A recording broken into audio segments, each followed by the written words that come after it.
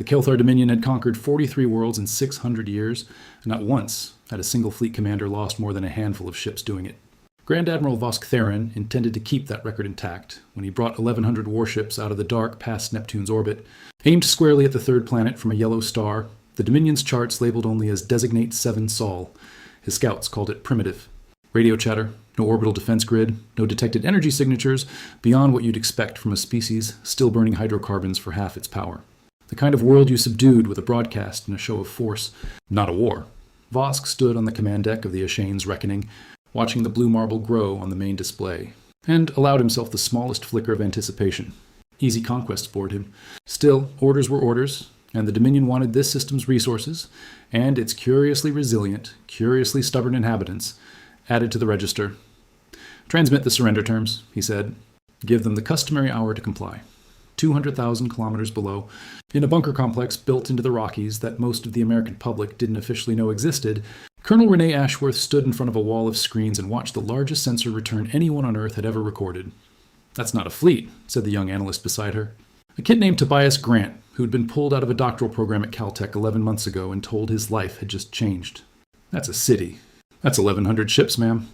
"I can count," Ashworth said, though her pulse was doing something complicated in her chest.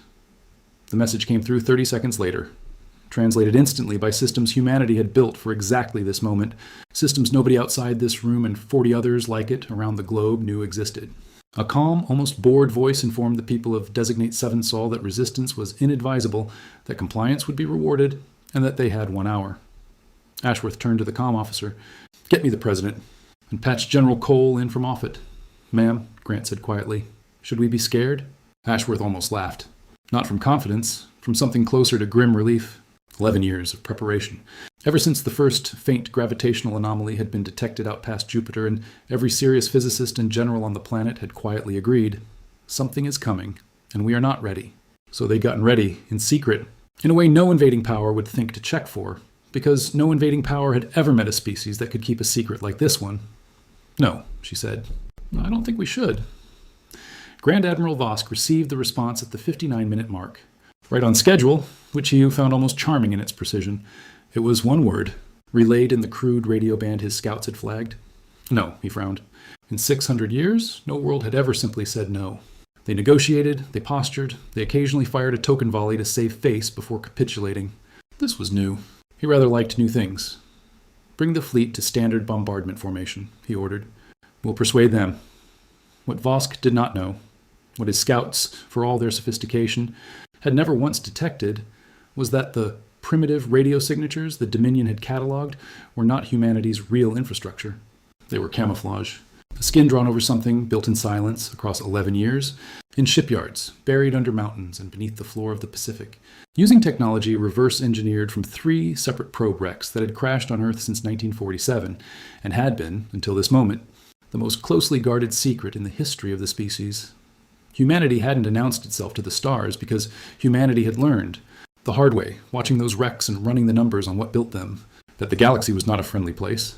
So it had done what it does best when cornered and afraid. It had gotten quiet, gotten clever, and gotten to work.